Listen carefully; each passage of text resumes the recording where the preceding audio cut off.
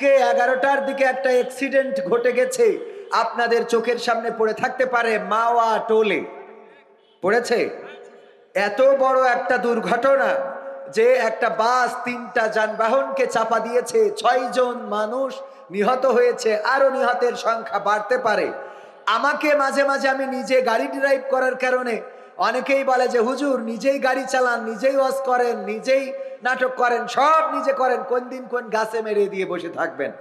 আমি বলি আমি মারবো, এটা তো ঠিক আছে, কিন্তু আমি যদি না মারি আমার পিছনতে যে আরেকজন মারবে না, এর কি কোনো গ্যারান্টি আছে? বলেন, এর কোনো গ্যারান্টি আছে? আর তার উৎকৃষ্ট প্রমাণ হলো আজকের মাওয়া যে এক্সপ্রেসওয়ে, মাওয়ায় বঙ্গবন্ধু নাকি এক্সপ্রেসওয়ে ছিল, এখন ইব্রাহিম আলাইহিস সালাম এক্সপ্রেসওয়ে। এই এক্সপ্রেসওয়ের টোলে দাঁড়িয়ে আছে 2টা গাড়ি, সেই সাথে একটা মোটর সাইকেল। এই মোটর সাইকেল বাইক থেকে টোল দিচ্ছিল, পাশে আর একটা ভ্যান গাড়ি, এটারে আমাদের দেশে মনে হয় হাইস বলে, হাইস বলে, মালয়েশিয়াতে এটাকে ভ্যান বলে। তো এই হাইস গাড়ি এবং সেই সাথে আরো একটা প্রাইভেট বাস একটা এসে একেবারে ডোলে নিয়ে চলে গেল। এইগুলো চোখে পড়েছে না পড়ে নাই? আল্লাহ না করুন, আল্লাহ না করুন, এমন ভাগ্য আমাদের হতে পারতো না পারতো না? এমন ভাগ্য হতে পারে না পারে না? যে আল্লাহ আজ পর্যন্ত এমন ভাগ্যের মধ্যে ফেলে নাই, এমন বিপদে ফেলে নাই, সে আল্লাহর শুকরিয়া আদায় করে বলছে আলহামদুলিল্লাহ। আরো একটা বড় দুর্ঘটনা ঘটেছে কাজাকিস্তানে, বিমান দুর্ঘটনা, চোখে পড়েছে আপনাদের? বিমান দুর্ঘটনা ঘটেছে, ক্রাশ খেয়েছে 110 জন, 106 জন যাত্রী এবং 4 জন 5 জন বিমান ক্রু সহ। এইটা যখন বিধ্বস্ত হয়েছে, সবাই সলিল সমাধি ঘটেছে, সবাই মারা গিয়েছে, নিহত হয়েছে। এই যে কাজাকিস্তানে বিমান দুর্ঘটনা ঘটে গেল, আমরা তো বিমানে চড়ে কেডাং কেডাং পি মালয়েশিয়া, কেডাং কেডাং পি কাতার, কুয়েত, আবুধাবি, সৌদি আরব, আডা পি গে Malaysia dulu dudu ada orang nggak? Ada? Ini 1 2 3 4 orang ada. যদি বিদেশে যেতে হয়, বিমানে চড়তে হয়, আল্লাহ আমাদের আজ পর্যন্ত এই জাতীয় বিপদে ফেলে নাই, সে আল্লাহর শুকরিয়া আদায় করে বলছি আলহামদুলিল্লাহ। আল্লাহর শুকরিয়া আদায় করে কোনোদিন শেষ করা যাবে না। এখানে শুনতে এসেছি কি? কোরআন। এই কোরআন যে আল্লাহ আমাদের দিয়েছেন, কোরআনের মালিক করেছেন, এটার জন্য আল্লাহর শুকরিয়া আদায় করে কিয়ামত পর্যন্ত শেষ করা যাবে। এই কোরআন থেকে যদি আমরা সমাধান নিই, এই সমাজটা পরিবর্তন হয়ে যাবে। কোনে যাচ্ছে? আপনার টাকা নিয়ে হয়ে গেছে, চলে যাচ্ছে। হ্যাঁ, টাকা নিয়ে হয়ে গেছে, হুজুর আপনার আর দরকার নেই। সেই ধরি বৈশি আমার গুততেই আছে, গুততেই আছে, মানে খালি ছটফট করতেছে। ঠিক বলছি না বেঠিক? লোক তো একটাও যেত না, কালেকশন করিস তাই চলে গেছে।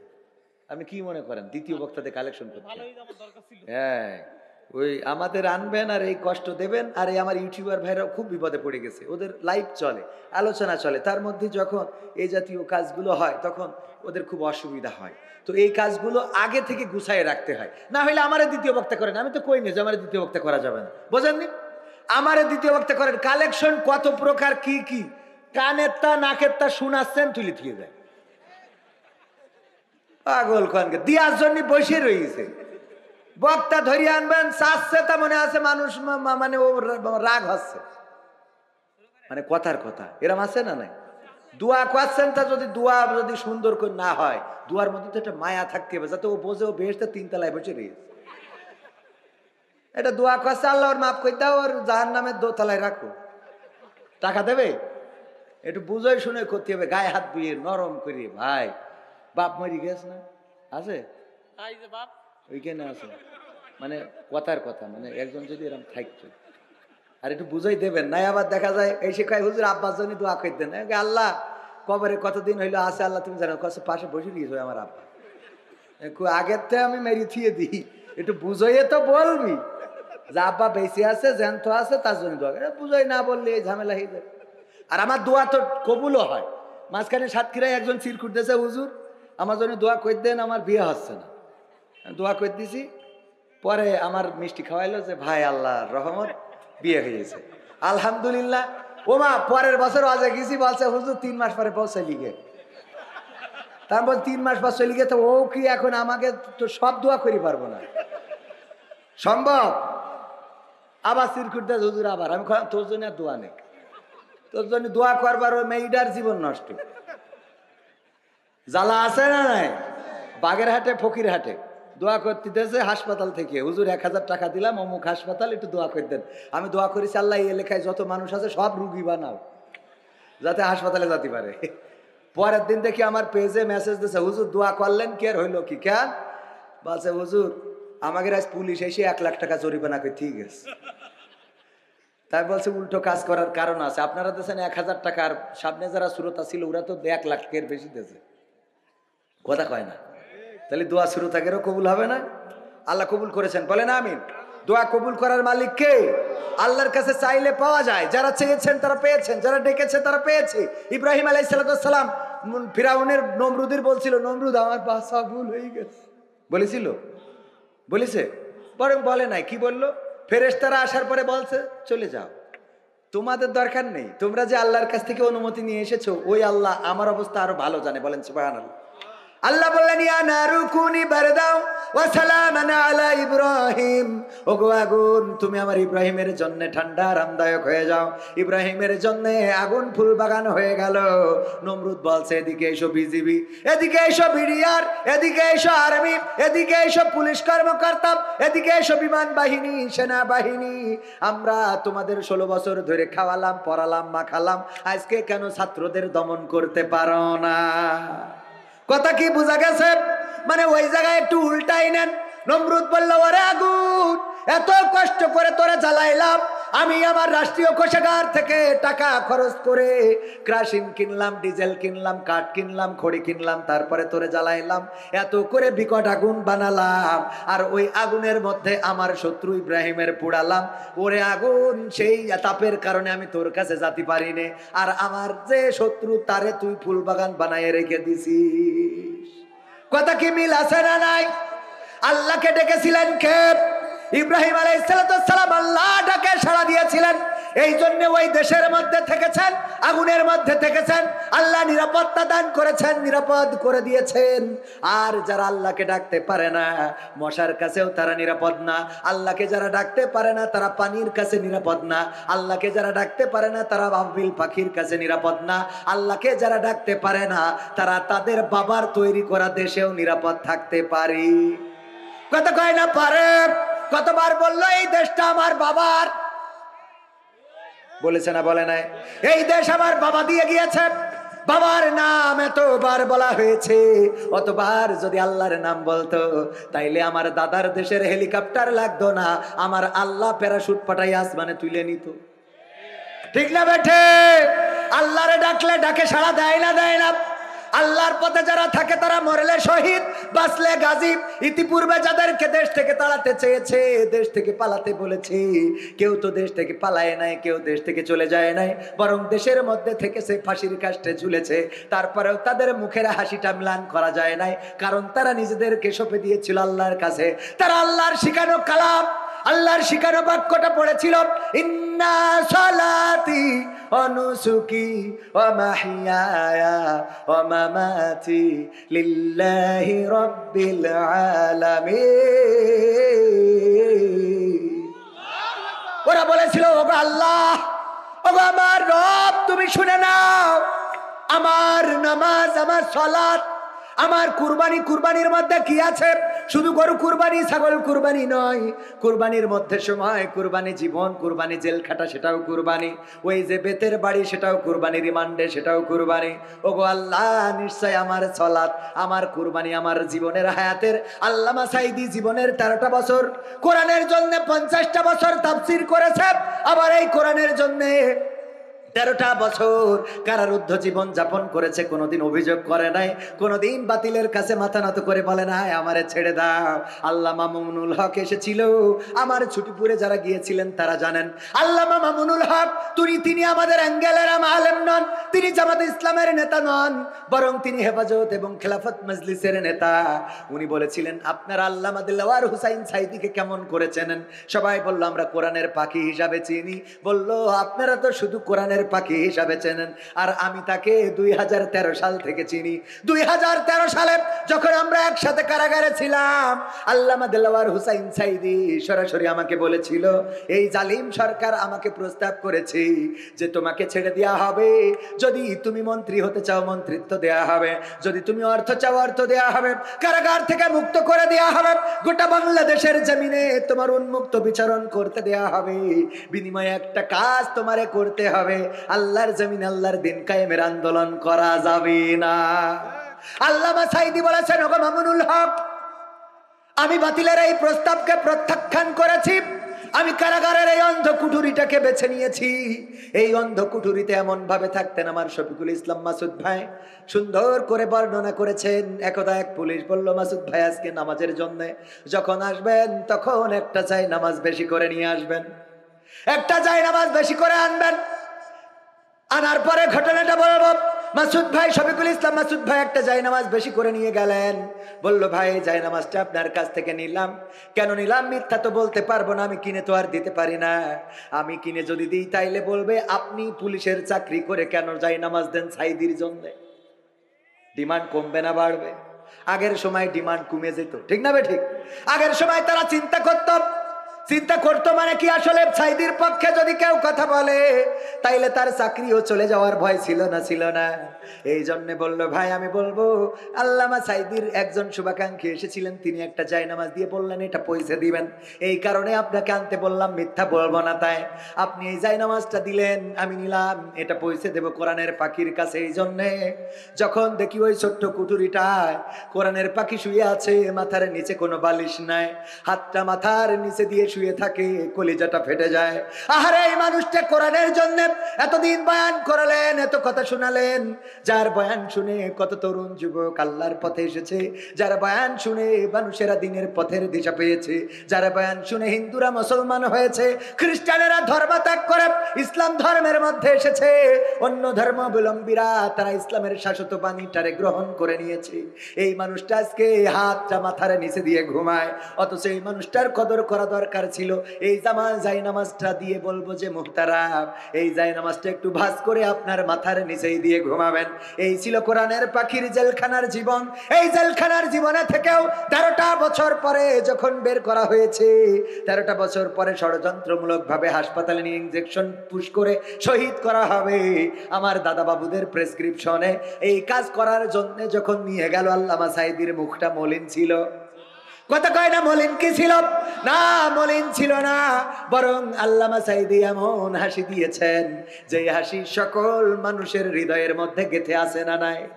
আজকে মিজানুর রহমান আজহারী ভাইয়ের আলোচনা হচ্ছে পেকুয়া কক্সবাজার, অনেক বড় একটা মাহফিল, বাংলাদেশের সব শ্রেণী পেশার আলেম প্রায় একত্রিত করা হয়েছে, অনেক বড় মজলিস, অনেক বড় আয়োজন। অনলাইনের কল্যাণে অনেকেই দেখে থাকতে পারেন, চোখে পড়েছে না পড়ে নাই? অনেকের চোখে পড়েছে, যদি না পড়ে কালকে আবার ইউটিউবে পেয়ে যাবেন। আল্লামা ডক্টর মিজানুর রহমান আজহারী সাহেব এসেছেন বাংলাদেশে। আসার পরে উনি প্রথম কোন মাহফিলে গিয়েছেন পেকুয়া কক্সবাজার। ওই প্রোগ্রামে যাওয়ার পরে মানুষের এত ভিড়, আজকে মাহফিল হবে, গতকালকে খেতা বালিশ কম্বল নিয়ে ওই স্টেজের সামনে যে শুয়ে আছে, আগামীকালকে ডক্টর মিজানুর রহমান আজহারী বয়ান করবে। সুতরাং এই বয়ান আমরা মিস করতে চাই না। ওগো আমার ভাইয়ারা, শুধু তাই নাই, এত পরিমাণ মিডিয়ার ক্যামেরা এসেছে, শত নয়, হাজার হাজার মিডিয়ার ক্যামেরা। আমার মিডিয়ার ভাইয়েরা গিয়েছেন, টেলিভিশন নিউজ করছেন, পত্রিকা নিউজ করছেন, পুলিশ গিয়েছেন, বিজিবি গিয়েছেন, বিডিআর আর্মি গিয়েছেন, র্যাবের 15 ওখানে কাজ করছে নিরাপত্তার জন্য, এত কিছু করছে মিজানুর রহমান আজহারীকে আশাকে কেন্দ্র করে। আর আল্লামা সাইদি যদি আজকে মুক্তি পেয়ে যেতেন, বলেন দেখি তাইলে কেমন একটা মাহফিল হতো, কেমন একটা মাহফিল হতো। এই বাংলাদেশে এমন মাঠ পাওয়া যেত না যেই মাঠে কোরআনের পাখি বয়ান করতে পারবে, যেই মাঠে কোরআনের পাখি আসলে মানুষের জায়গা ধরবে। আল্লাহ রাব্বুল আলামিন চান না, আর বাতিলও করতে দিল না। আল্লাহর জন্য নিবেদিত প্রাণ নিজেদের জীবনটা উৎসর্গ করে গেল, 13টা বছর কারাগারের অন্ধ কুঠুরির মধ্যে কাটালো, তারপরে আবার জেলখানার মধ্যে নিয়ে গেল, ইনজেকশন পুশ করা হলো। ওই জালিমদের পক্ষে যারা কথা বলে তাদেরকে বলতে চাই, আল্লামা দেলওয়ার হুসাইন সাইদির সাথে যেই ব্যবহার করা করা হয়েছে, তার মতো মানুষকে ফাঁসির কাস্টে ঝুলানোর মতো পরিকল্পনা করা হয়েছে। এরপরেও যারা বলে ওদেরকে ক্ষমা করতে হবে, ওরা কারা? কথা কয় না, ওরা কারা? ওদের চরিত্র কি? ওদের চরিত্র হলো ভেজালে। ওরা ওরা কারা? আরে আমার কোরআনের পাখিদেরকে শহীদ করা হলো। ওগো আমার ভাইয়েরা, তারপরেও কেউ মাথা নত করে নাই। ইব্রাহিম আলাইহিস সালামের কথা বলতে যে এত কতগুলো কথা বললাম, মাথা নত না করার কারণ হলো, উদাহরণ দিতে যেয়ে যদি বলি, আমাদের শ্রদ্ধাভাজন সভাপতি জনাব মোহাম্মদ জহুরুল ইসলাম সাহেব, উনি গরু পালন করে। ওই গরু মনে করেন এখন তো মাঠে ধান নাই, যার জন্য মাঠের মধ্যে ছেড়ে দিয়েছে গরু, যা মনে চাই খাইয়ে বেড়াও। গরু খাওয়া শুরু করেছে, হঠাৎ করে বন থেকে পাশে থাকা জঙ্গল থেকে একটা বাঘ বের হয়ে গরুরে ধরার জন্য দৌড়ানি দিয়েছে। গরু দৌড়ায়, বাঘও দৌড়ায়। গরু কি কখনো বাঘের সাথে দৌড়ায় পারবে নাকি? না, পারবে না। এই চিন্তা করে গরু চিন্তা করলো, যেহেতু পারবো না, তাইলে তাড়াতাড়ি একটু সেফ এক্সিট করতে হবে। দাদার কাছে তো আমাদের হাসিনা সহযোগিতা চেয়েছে, ওর তো এখন আশেপাশে দাদাও নাই, কি করা যায়? গরু একটা বুদ্ধি করে, পাশে ছিল একটা কাদাওয়ালা জমি, কাদাওয়ালা ক্ষেত, ওর মধ্যে দিয়েছে লাফ, দেওয়ার পরে 4 হাত পা আটকে গিয়েছে, না উঠতে পারে, না উঠার চেষ্টাও করে। বাঘও ধরার জন্য যখন দৌড় দিয়েছে, ঝাঁপ দিয়েছে, তখন গরুর থেকে বাঘের গতি বেশি থাকার কারণে গরুরে রেখে 3 হাত সামনে যেয়ে পড়েছে। কয় হাত সামনে? পড়ে না 3 হাত সামনে যেয়ে পড়ার পরে ও বাঘেরও হাত পা আইটে গেছে, যত ছাড়াইতে চায় তত আইটে ধরে। এত কাদা, এত আটাপূর্ণ কাদা, বাঘ খালি টেনশন করে কখন বেরোবো। আর গরু বসে বসে খালি পান চাবায়। বুঝলেন? বাঘ বলছে, গরু তুই তো আসলে গরু। বলছে, কে ভাই, কি হইয়া ভাই, এরম কাছে কেন? মানে গরু তো এরম করেই বলবে, না ভাই কি আছে, কি হয়েছে মানে? আরে গরু, তোরে যদি ধরতাম তাইলে আমি খাইতাম, খেয়ে আমি বেঁচে থাকতাম, তুই মারা যাতিস, কথা ঠিক, কিন্তু তুই যদি দৌড় দিতিস, দিয়ে যদি আমার থেকে পালিয়ে যাতিস, তুইও বাঁচতিস, আমিও বাঁচতাম। কি এমন একটা কাজ করেছিস এখন যে এই কাদার মধ্য থেকে না বেরোনো যায়, না উঠা যায়, না এখান থেকে দৌড় দেওয়া যায়। এই কাদার মধ্যে তুইও আটকাইছিস, আমিও আটকাইছি, এখন তুইও মারা যাবি, আমিও মারা যাবো। তাতে অসুবিধা কি? শয়তান, অসুবিধা কি মানে? আচ্ছা, কোনো অসুবিধা নেই মানলাম। আমার কথা হলো, মৃত্যুর তো একটা ভয় থাকে। এখন এই কাদার মধ্যে আটকে গেছি, আমাদের তো বাঁচানোর কেউ নাই। এখন এই কাদার মধ্যে আটকানোর কারণে তুইও মরবি, আমিও মারা যাব। এরপরে তুই জাবর কাটাস কোন আন্দাজে, সেই ডাকো। গরু বলছে, গো ভাই, তুমি তো জানো না, তুমি তো বোঝো না। দেখো, তুমি থাকো বনে জঙ্গলে, তোমার কোনো মালিক নেই। আমি থাকি লোকালয়ে, আমার একজন মালিক আছে, মাহফিলের সভাপতি জনাব মোহাম্মদ জহুরুল ইসলাম সাহেব। উনি মাহফিলের জন্য এখনো মাঠে আসতে পারে নাই। আমারে যে নিয়ে যাবে, উনি মাহফিলে বসে আছে, শেষ হবে, তারপরে নিতে আসবে। উনার ধারণা হলো হয়তো আমি যদি না যাই, উনি যদি বাড়ি না আসে, আমি একা একা বাড়ি যাব। কিন্তু বাড়ি যাব কি করে?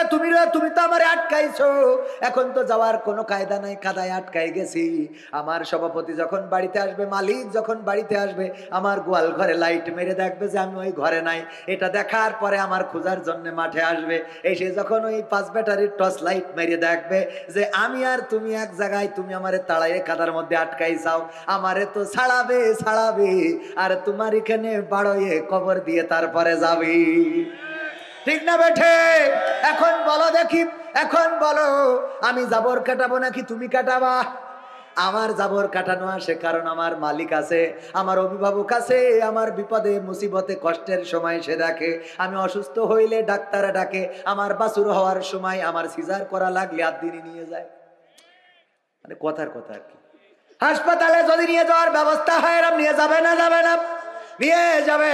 ভাইরা আমার, বাছুর হওয়ার সময় ডাক্তার রেডি রাখে, ডাক্তার সাহেব থাকবেন যেন আমার গরু কোনো কষ্ট না পায়, কারণ তার মালিক আছে।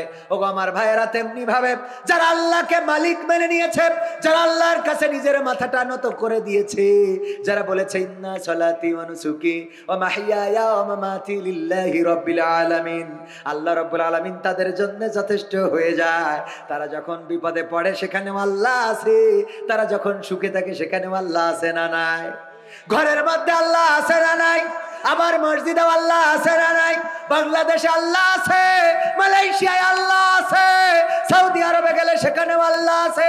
যে জীবনে কাবায় যেতে পারে নাই তারপরেও সে আল্লাহকে হারায় নাই। যে জীবনে মসজিদে যেতে পারে না, পা ভাঙা, প্রতিবন্ধী, অন্ধ, এমনও যদি হয়, আল্লাহর জন্য যদি সে নিবেদিত প্রাণ হয় আর ওই ছোট্ট কুটুরি থেকে যদি আল্লাহর কাছে হাত বাড়ায়, আল্লাহ তার ডাক শোনে না? শোনে না।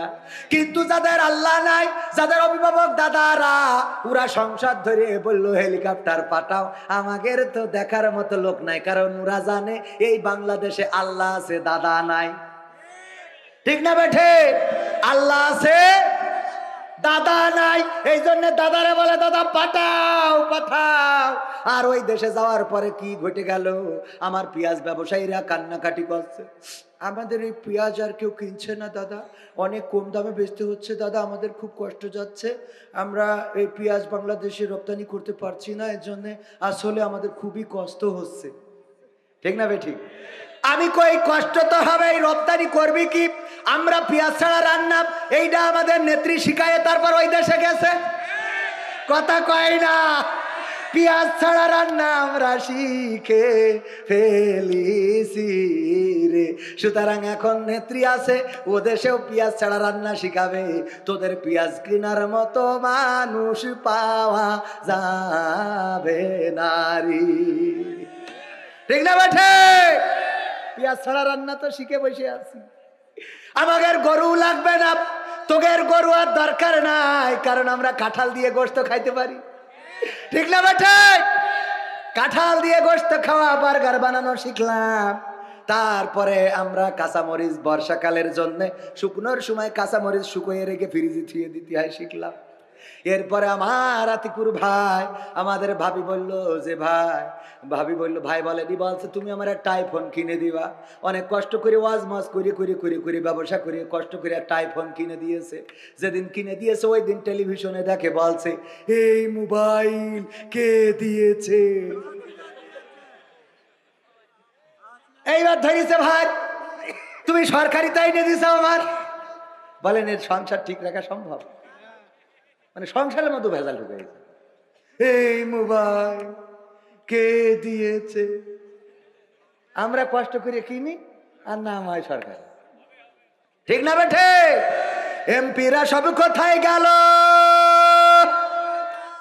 মন্ত্রীরা সব কোথায় গেল, কোথায় কাদের কাকা? তাদের সারা দেশটা এখন লাগে ফাঁকা ফাঁকা।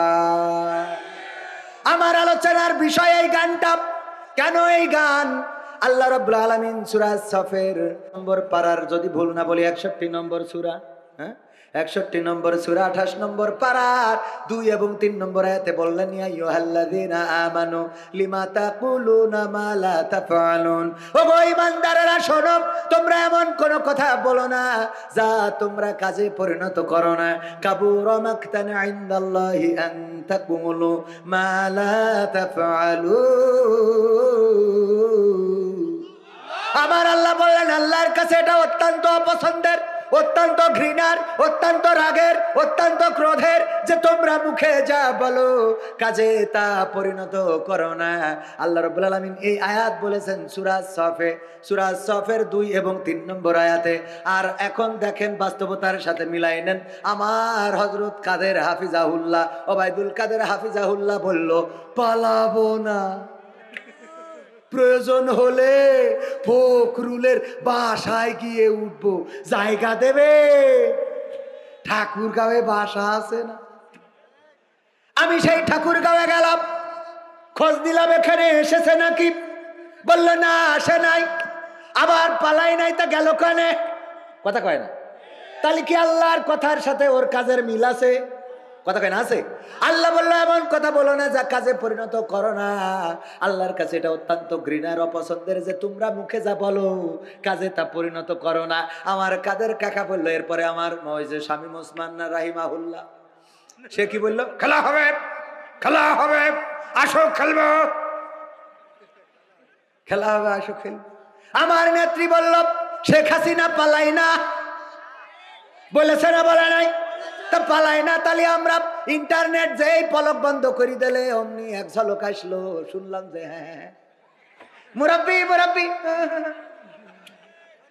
গেছে না যায় নাই। চলে গেল। তাইলে কথার সাথে কি কাজের মিল আছে? আবার আমার ছাত্রলীগ যুবলীগ ভাই আপনারা কত করে বললেন যে আমরা মুইতে দেবো, তাতে ভেসে যাবে, তোরা মুতলি সে ম্যাশিং কই? ম্যাশিং তো দূরের কথা, তার কাটা বর্ডারে বিসিউ খুলি থিয়ে আসছিস, কথা কয় না। এই বলিছে না বলে নাই? এটা কিন্তু রাজনীতির কথা না, এটা আমি ব্যাখ্যার কথা বলছি, যে যারা যা বলেছে কথার সাথে কাজের মিল থাকতে হবে না, কথা কয় না। তোমরা বললে আমরা ঢাকা শহরে যদি পিশাব করে দিই বানের পানির মতো ভেসে যাবে, আমাদের বানের পানির দরকার নেই, একটু খালের পানির স্রোত দেখা। তোদের কত জোর, এত জোর, বিয়ের পর বছরের পর বছর চলে যায়, বাচ্চা কাচ্চা হয় না, হুজুরির কাছে আসে দোয়া নিতে, হুজুর দোয়া করতে, আর 7 বছর হইলো বিয়ে করিস, বাচ্চা আসছে না। তোদের কত মুতাজ জোর আমরা জানি, কথা কয় না। জোর ছিল ততদিন, শেখ হাসিনা ছিল যতদিন, জোর ছিল ততদিন, চেয়ার ধরে রাখিল যতদিন, জোর ছিল ততদিন, নেত্রী ছিল যতদিন। এখন বুঝতে পারছাও নেত্রীর অবহেলা করার ফলটা কি? রাজপথে দাঁড়াইছাও, অন্যায় করিছাও, মারামারি করিছাও, কাটাকাটি করিছাও।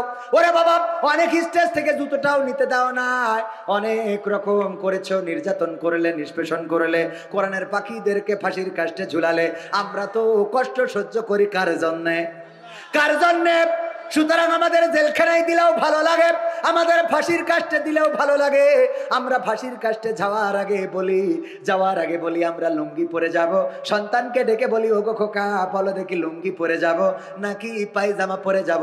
আমার কবর দিতে সাথিয়া পাবনা থেকে যাবে, তোমাদের মাকে সাথে নিও না, কারণ তোমাদের মা অসুস্থ, এত দূর পথ খারাপ রাস্তা নিয়ে যাওয়ার দরকার নাই। এমন কথা বলে। আর আমাদের পলক ভাই বলে, তুই কর,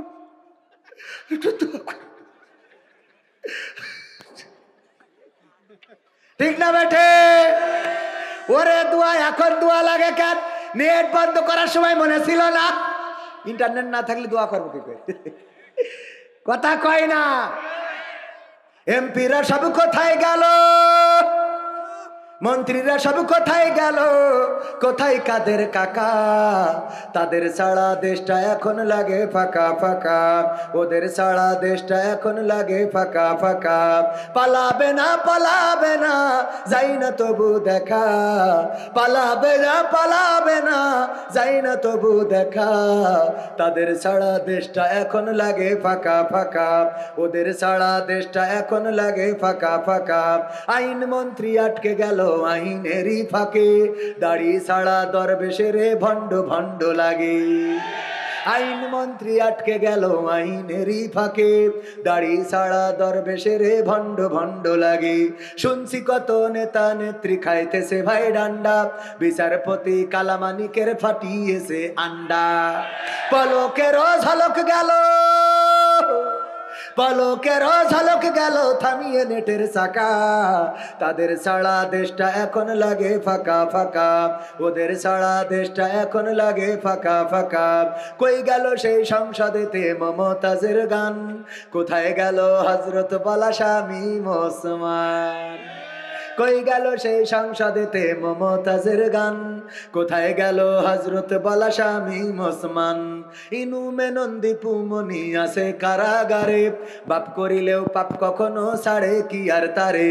কোথায় গেল স্পিকারের, কোথায় গেল স্পিকারের দৃষ্টি আঁকা বাঁকা? তাদের ছাড়া দেশটা এখন লাগে ফাঁকা ফাঁকা, ওদের ছাড়া দেশটা এখন লাগে ফাঁকা ফাঁকা। কোথায় গেল আরাফাত আর ব্যারিস্টার সুমন? কথা বলার সময় তারা করে নিয়োজন। মুরগি কবির খাইছে ধরা, জাফর কোথায় আছে? গোপনে কি সেও গেল মোদি দাদুর কাছে? কোথায় গেল এ সালামের, কোথায় গেল এ সালামের কাড়ি কাড়ি টাকা? তাদের ছাড়া দেশটা এখন লাগে ফাঁকা। লাগে না লাগে না, ফাঁকা ফাঁকা লাগে এখন। আর সংসদে যখন অধিবেশন হয় তখন আমার মমতাজ আপার গান শোনা যায় না রে। আরে কত গান শুনলাম, আমার মমতাজ আপা সংসদে যাওয়ার আগে গান গাইতো, ওরে ও রিকশাওয়ালা তুই ধীরে ধীরে চালা, তোর সাথে বলবো আমার মনের কত জ্বালা। বলেছে না বলে নাই? এরপরে দেখেন না রোজালার কথা বললো, বন্ধু যখন বউ লইয়া আমার বাড়ির সামনে দিয়া রঙ্গ কইরা লুঙ্গি ধইরা হাইটা যায়, ও কলিজা ফাইটা যায়। গেছে না গায় নাই? তোমার নায়ক চলে যাওয়ার কারণে রিক্সাওয়ালার সাথে দুঃখ করলে, তারপরে আবার গানে গানে বললে কইলজে ফেটে যায়। অথচ যে তোমার এমপি বানাইলো, তোমার সংসদে বসাইলো, তোমার মতো একজন এমন চরিত্রের মানুষকে যে এত সম্মান দিল, বাংলা রিডিং পড়তে পারো না, তার সংসদে নিয়ে যে বসালো।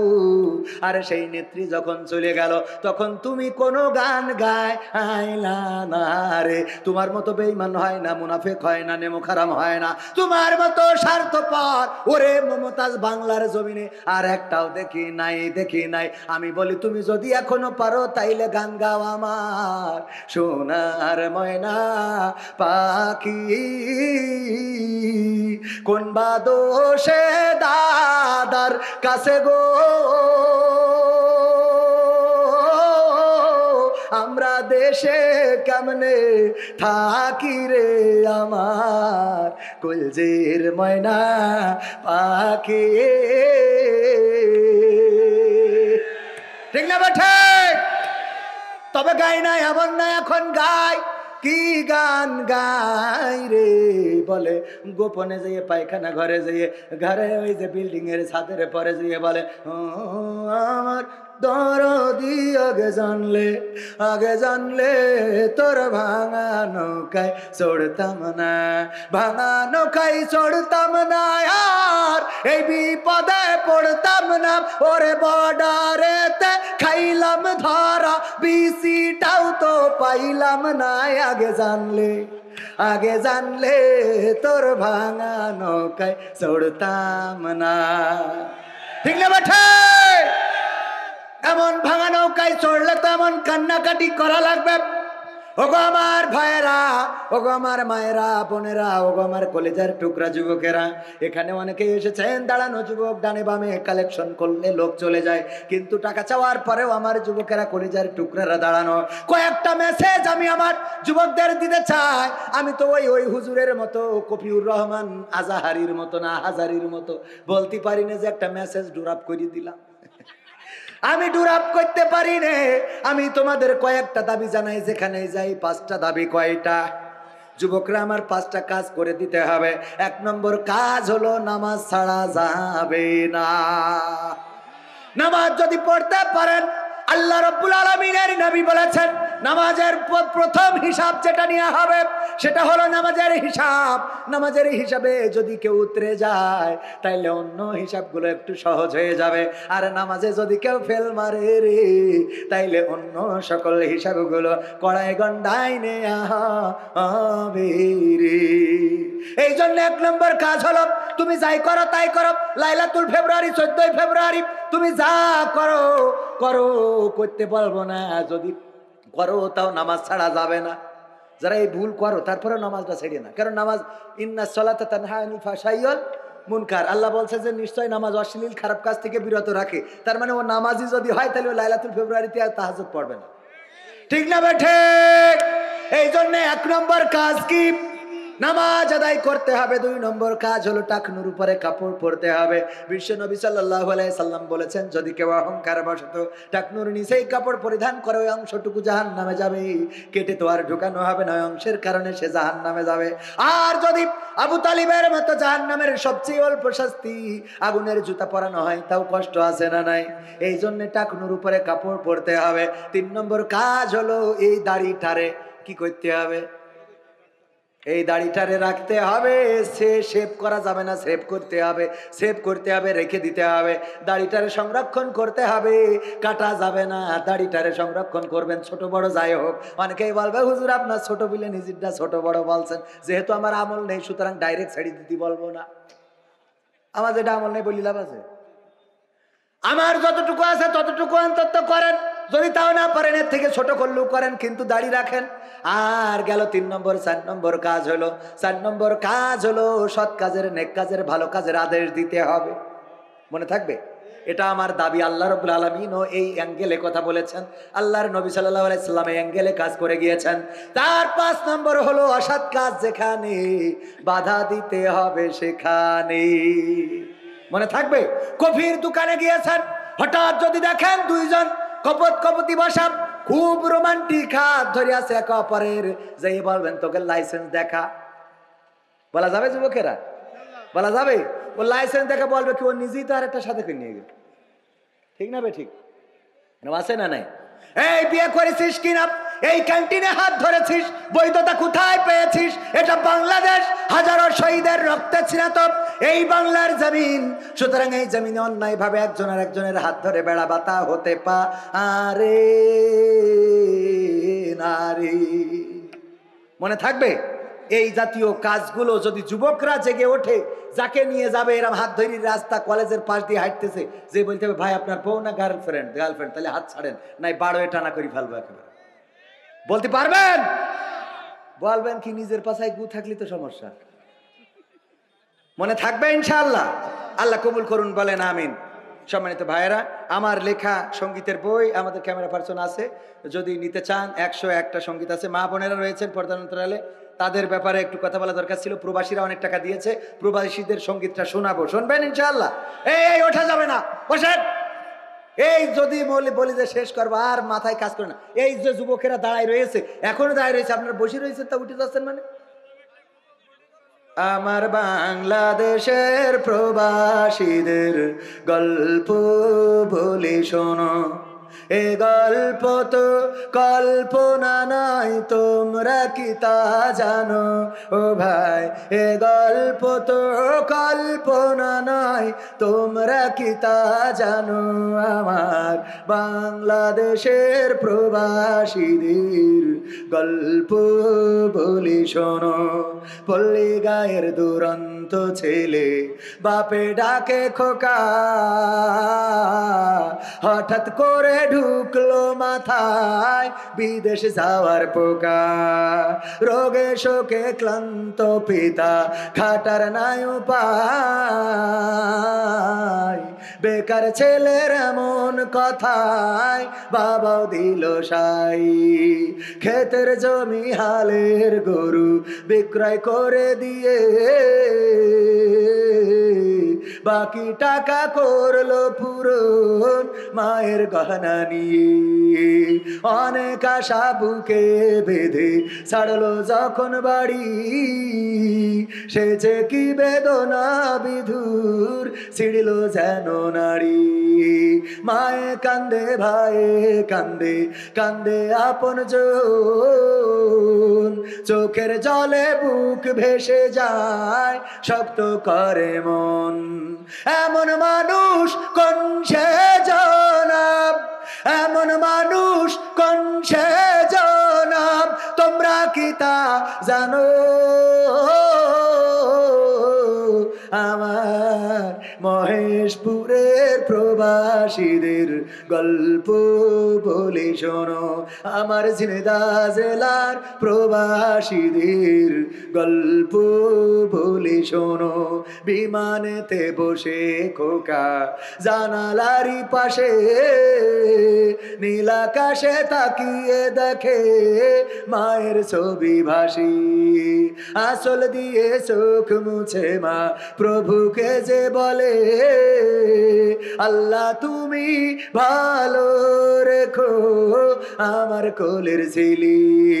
খোকা যে ছিল মা জননীর কলিজারি বোটা, ভাবতে সব চোখ ভিজে জল পড়লো ফোটা ফোটা। এমন মানুষ কোন সে জনাব, এমন মানুষ কোন সে জনাব, তোমরা কি তা জানো? আমার ঝিনেদা জেলার প্রবাসীদের গল্প বলি শোনো। সম্মানিত ভাইয়েরা, আমি বুঝতে পেরেছি যে আপনারা আর বসবেন না। যখন বুঝেছেন যে হুজুর আর সামনের দিকে আগাবে না, তখনই উঠেছেন। আসলে আমি দাওয়াত নেওয়ার সময় বলে দিই যে যাই করেন তাই করেন, আমারে 10টা স্টেজ দিবেন, 12টা পর্যন্ত 2 ঘন্টা আলোচনা করব। যদি 11টায় দেন তাইলে 12টা পর্যন্ত, যদি 11টা 30-এ দেন, তাও 12টা পর্যন্ত। এটা বলাই থাকে, আমার আতিকুর ভাই সাক্ষী। তারপরে ওনারা বলেও নিয়ে আসেন, হুজুর আসেন যে কটাই হোক 10টায় উঠাবো। আসার পরে দেরি করে, এরপরে আবার কালেকশন ইত্যাদি ইত্যাদি কাজ কাম দিলে মোটামুটি আমি তো এক গান গাইতে হয়, আর এক ওয়াজ করতে হয়, মহিলা আছে, পুরুষ আছে, যুবক আছে, ইয়াং আছে, সব মিলাই কথা বলতে গেলে ব্যালেন্স করা লাগে, ঠিক না বে ঠিক? এর মধ্যে যদি কালেকশন থাকে তাইলে কত সমস্যা। আগামীতে যদি কেউ দাওয়াত দেন 10টায় যদি উঠাইতে পারেন দিবেন, না হইলে দিবেন না, কোনো অসুবিধা নেই, কিন্তু এই কষ্ট আমাদের দিবেন না। আল্লাহ কবুল করেন, বলেন আমি। হান্নান আপনার ফোন দিতে যে হান্নান হুজুরের বাড়ি ওই যে লাল লাল জায়গা আছে, মারা গেছেন গত বছর, উনি থাকলে তো স্টেজেই থাকতো আজকে। আল্লাহ আল্লাহ আল্লাহ, আমার হান্নান হুজুর ভাইকে আল্লাহ কবরটারে জান্নাতের বাগান বানিয়ে দিন, বলেন আমিন। এখানে ইনামুল হক জামাই অসুস্থ, আল্লাহ সুস্থতা দান করেন হান্নান সাহেব। তাহলে আমরা একটু মুনাজাত করি, আমরা চলে যাই ইনশাআল্লাহ। আলহামদুলিল্লাহি রাব্বিল আলামিন। রব্বানা যালামনা أنفسنا وإن لم تغفر لنا وترحمنا لنكونن من الخاسرين ربنا آتنا في الدنيا حسنة وفي الآخرة حسنة وقنا عذاب النار আল্লাহ গভীর রাত তোমার বান্দারা এখনো বসা, আল্লাহ তুমি দয়া করে সকলের হাত দুখানা তোমার শাহী দরবারে কবুল করে নাও। আল্লাহ তুমি আমরা যারা হাত তুলেছি জীবনের গুনাহগুলো মাফ করে দাও। জেনে গুনাহ করেছি না জেনে গুনাহ করেছি, বুঝে গুনাহ করেছি না বুঝে গুনাহ করেছি, ও আল্লাহ জীবনে এমন অনেক গুনাহ আছে আল্লাহ, মা যদি জানতো ভাত রান্না করে খাওয়াতো না, বাবা জানলে বাড়িতে জায়গা দিত না, সন্তানরা জানলে বাবা বলে ডাকতো না, স্ত্রী জানলে সংসার করতো না, এমন অনেক গুনাহ আছে আল্লাহ, পৃথিবীর কোনো মানুষ জানে না, জানো তুমি। তোমার কাছে খাস করে গভীর রাতে ফরিয়াদ করি, আমাদের জীবনের সকল গুনাহগুলো মাফ করে দাও। ওগো আল্লাহ, আমরা যারা হাত তুলেছি, আমাদের যাদের মা নাই বাবা নাই, ওই মা বাবার কবরগুলো জান্নাতের বাগান বানাও। আমাদের যাদের দাদা দাদি নাই, দাদা দাদির কবরগুলো আল্লাহ ক্ষমা করে দাও। ওগো আল্লাহ, আমাদের আপনজন যারা কবরে, কবরগুলো রিয়াজুল জান্নাতে পরিণত করে দাও। ওগো আল্লাহ, আমাদের আব্দুল হান্নান সাহেব চিরজনমের মতো বিদায় নিয়েছে, তোমার ডাকে সাড়া দিয়েছে। আল্লাহ বেঁচে থাকলে স্টেজেই তারে পাওয়া যেত, আল্লাহ চলে যায় একে একে, আমরাও একদিন চলে যাব। ইন্না লিল্লাহি ওয়া ইন্না ইলাইহি রাজিউন। আল্লাহ তোমার কাছ থেকে এসেছি, তোমার কাছেই ফিরে যাব। ওগো আল্লাহ, তোমার কাছে কাজ করে ফরিয়াদ করি, আমাদের জনাব মুহতারাম আব্দুল হান্নান সাহেবের কবরটারে জান্নাতের বাগান বানাবার একজন অসুস্থ আছে, তোমার বান্দা, আল্লাহ সুস্থতা দান করে দাও। এই মাহফিলে ত্রাঙ্গঙ্গি ভাবে জড়িত, দিনরাত পরিশ্রম করেছে আল্লাহ, যারা টাকা দিয়েছে, পয়সা দিয়েছে, মেহনত দিয়েছে, তুমি সকলকে কবুল করে নাও। ওগো আল্লাহ, এই কোরআনের কথা শোনার জন্য যারা এসেছে আর এতক্ষণ পর্যন্ত রয়েছে, আল্লাহ তুমি দয়া করে আজকের মাহফিলটা সকলের নাজাতের ওসিলা বানিয়ে দাও। ওগো আল্লাহ, যারা পকেটের টাকা দিল, পয়সা দিল, তুমি তাদের ঋণ থাকলে পরিশোধ করে দাও। আল্লাহ অভাব থাকলে দূর করে দাও। আল্লাহ রুজিতে বারাকা দান করে দাও। যাদের ব্যবসা আছে বাণিজ্যে বরকত দিয়ে দাও। ওগো আল্লাহ, যাদের কন্যা দায় আছে কন্যা বিবাহের ব্যবস্থা করে দাও। পর্দার অন্তরালে আমার মা বোনেরা হাত তুলেছে, কেমন আমার মা বোনদের অনেকের মা নাই বাবা নাই, আল্লাহ মা বোনদের মা বাবা যাদের চিরজনমের মতো বিদায় নিয়েছে, কবরগুলো জান্নাতের বাগান বানাও। আল্লাহ আমার মা বোনদের যাদের অসুস্থতা আছে সুস্থতা দান করে দাও। আল্লাহ যাদের কন্যা দায়গ্রস্ত আছে তুমি বিবাহের ব্যবস্থা করে দাও। ওগো আল্লাহ, আমার যুবক যারা হাত তুলেছে, আল্লাহ তুমি সকলের সৎপাত্রীর ব্যবস্থা করে দাও। আল্লাহ যুবতী যারা হাত তুলেছে, তুমি তাদের নেককার পরহেজগার পাত্র দান করে দাও। ওগো আল্লাহ, কার মনে কি চাওয়া আছে জানি না, সবার চাওয়াগুলো পাওয়া করে দাও। এই মাহফিলের সভাপতি সেক্রেটারি, এই মাহফিলের বক্তা আমার প্রিয় ভাই জনাব আতিকুর রহমান সাহেব জিহাদি হাফিজাহুল্লাহ, আল্লাহ তুমি তার কণ্ঠটাকে কবুল করে নাও। ওগো আল্লাহ, তার কণ্ঠ গোটা বিশ্বময় ছড়িয়ে দাও। আল্লাহ তোমার কাছে খাস করে ফরিয়াদ করি, এই বাংলার জমিন নিয়ে ষড়যন্ত্র, এখনো সচিবালয়ে আগুন লাগে, এখনো বাতিলের প্রেতাত্মারা আছে, আল্লাহ ওই জালিমের প্রেতাত্মারা আছে, দেশ নিয়ে ষড়যন্ত্র করে, দাদার ষড়যন্ত্র থেমে যায় নাই। তোমার কাছে খাস করে ফরিয়াদ করি, আল্লাহ তুমি সকল ষড়যন্ত্রের হাত থেকে বাংলাদেশকে হেফাজত করো। আল্লাহ তোমার পথে যারা জীবন দিয়েছে, জীবনগুলোকে আল্লাহ তুমি শহীদ হিসাবে কবুল করে নাও, শাহাদাতের সর্বোচ্চ মর্যাদা দান করে দাও। আল্লাহ ছাত্র ছাত্রদের লেখাপড়ায় কামিয়াবি দান করে দাও। আখেরি ফরিয়াদ, জানি না কবে মালাকুল মাউত আসবে, জানটা নিয়ে উড়াল দেবে। আল্লাহ তোমার কাছে কাজ করে ফরিয়াদ করি, মরা যেহেতু যাওয়াই লাগবে, আল্লাহ অ্যাক্সিডেন্টে মরণ দিও না, পানিতে ডুবাইয়ে মরণ দিও না, আল্লাহ হার্ট স্ট্রোকে, ব্রেন স্ট্রোকে মরণ দিও না। আল্লাহ মরণ যখন দিবা তুমি দয়া করে আমাদের শাহাদাতের মৃত্যু নসিব করে দাও, আর মরণ কালে জবানে জারি করে দিও আখেরি কালেমা লা ইলাহা ইল্লাল্লাহু মুহাম্মাদুর রাসূলুল্লাহ।